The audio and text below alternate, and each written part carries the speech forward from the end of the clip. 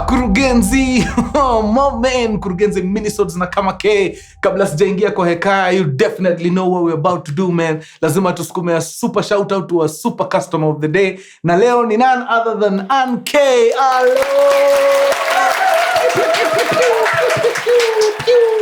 Hapo sawa mzee K, shukran sana. Tumecheki mambo yako pale. Anybody else mwenye ameingia kwa site akafanya mambo yake pia tunakucheki, tunakulola. We see you. Asante sana juu ya kutulea, man.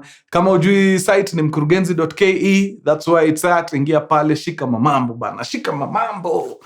Ingia pale vuruga, man. Mavitu hatari. Piga mabini yako hapo. Sijui matisho kwa wingi. Kwanza kuna za white ziko hapo bana, nashindwa. Kwani mtambui matisho za white? Sasa matisho za white zinakula mbaya sana. Ingieni hapo mzitandike mbaya. Zimeshona hapo, chukueni. Ni zenu hizo. Siwezi vaa t-shirt 100. Chukueni t-shirt mpige musikie fiti. Site ni mkurugenzi.co.ke. Nimewambia hiyo. Nisikue na nini. Ingieni pale mfanye mambo yenu. Wangwana, kuna vitu ambazo zinakukumbaga kwa hii maisha. Zinabadilisha your entire existence.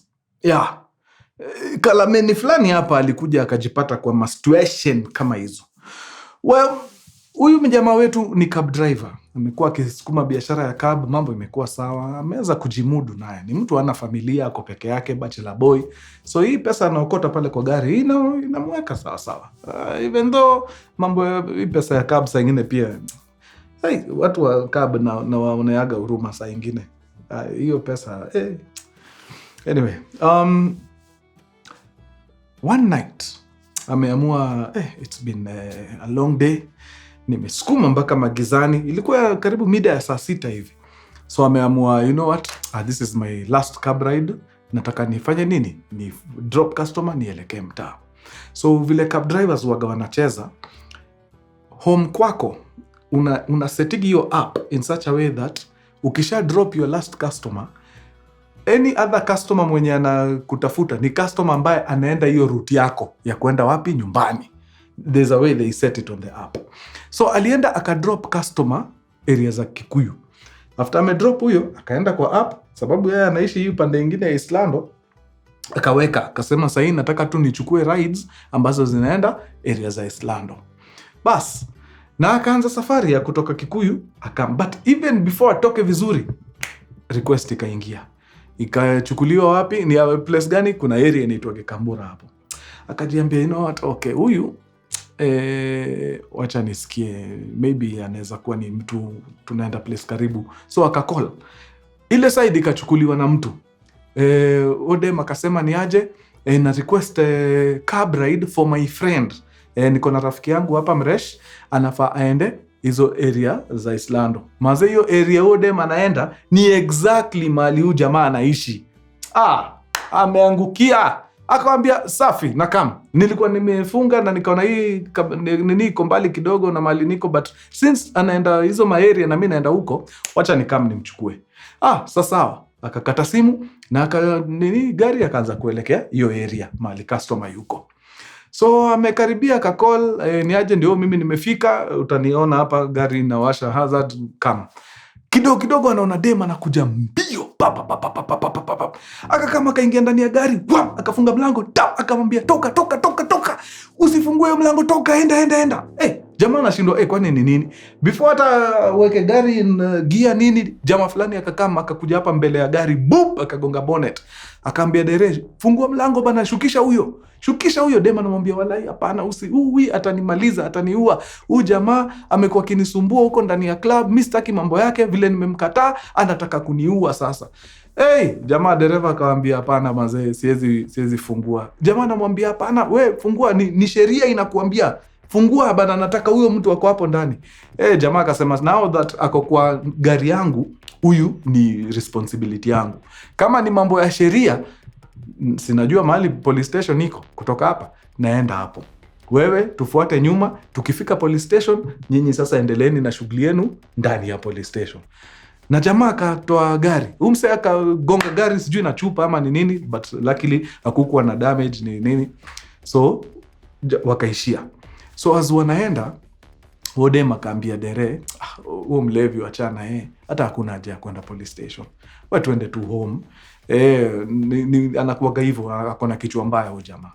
Jamaa akaona okay, sawa, acha nimpeleke.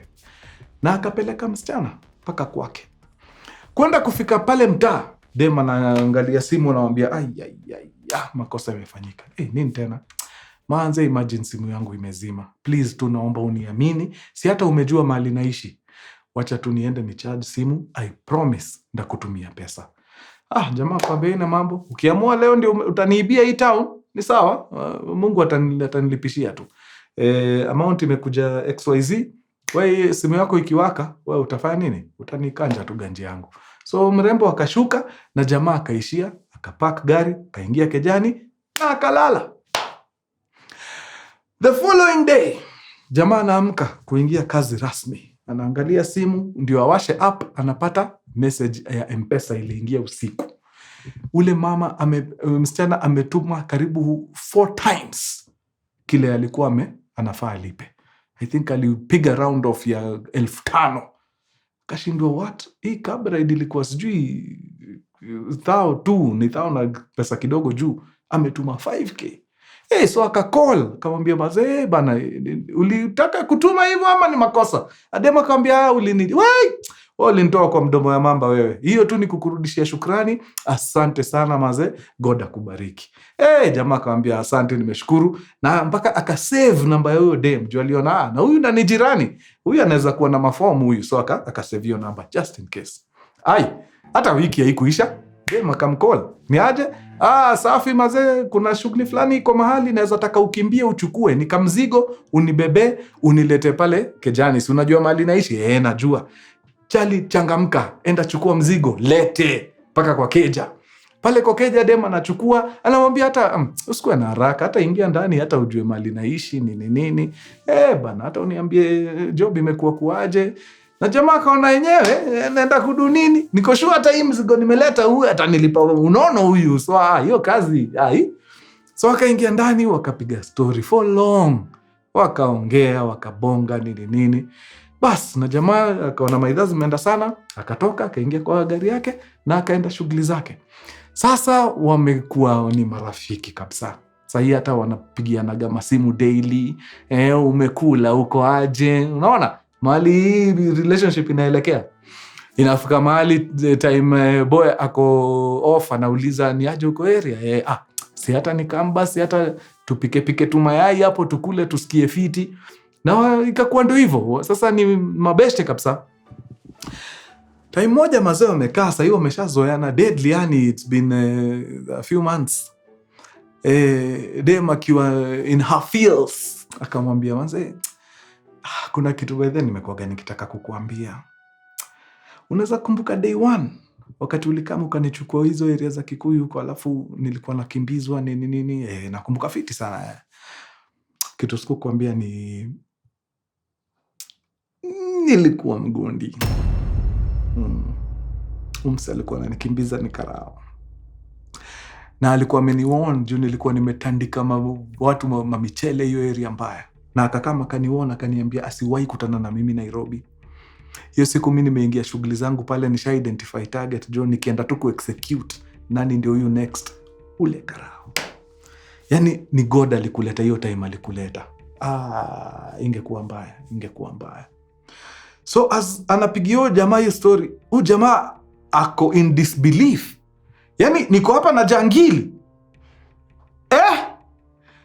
Na udem at some point aka notice, ni kama nimeshtua jamaa. So akaanza kulegeza, but unaona hiyo ni mambo ya zamani.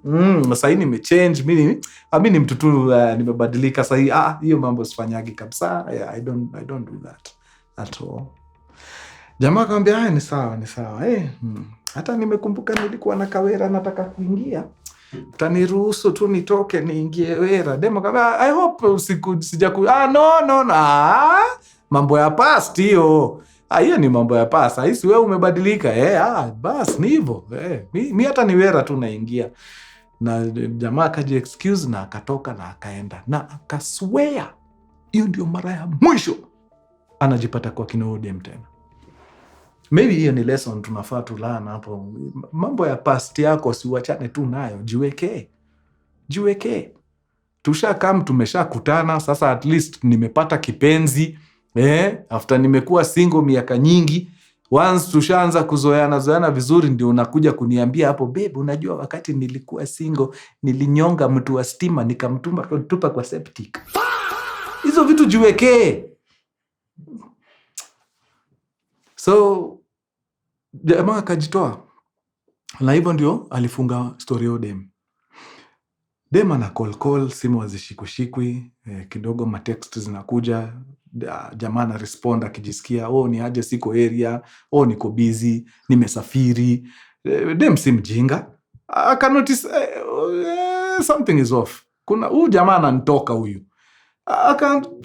Ni nini maze, mbona unanitoka jo? Okay, wacha hata nikam tubonge. Jamaa hataki story yake. Kidogo dem anaanza kuonekana maeria za huyo jamaa.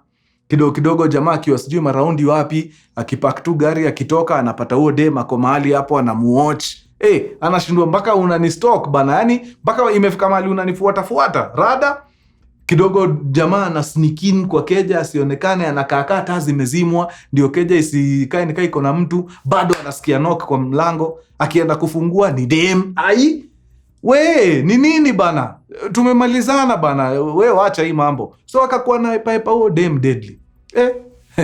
Siku moja amekaa ameingia tu kwa keja hivyo, anajua ni hivyo, ule dem aliachana na mimi, amemalizana. Alishangaa. Aliingia tu keja hivi, akaingia na mtu. Ule dem. Kumbe alikuwa tu mahali hapo anamcheki, akaona jamaa akiingia kwa keja, akakuja tu nyuma yake vizuri, wakaingia ndani. Jamaa akijaribu kuzua hapo, we ni nini bana, privacy, huwezi ingia kwa keja yangu ni. Dem akaingia kwa kibeti, akatoa chuma. Chuma. Akamwekea kwa kichwa, akamwambia fanya aje? Si ni watu wazima, unasikia? Hiyo ujinga unataka kunifanyisha hapa mimi sifanyi. Kama unafikiria mimi ni hao wasichana wenye mnakimbizaga huku town hata wajui kuoga.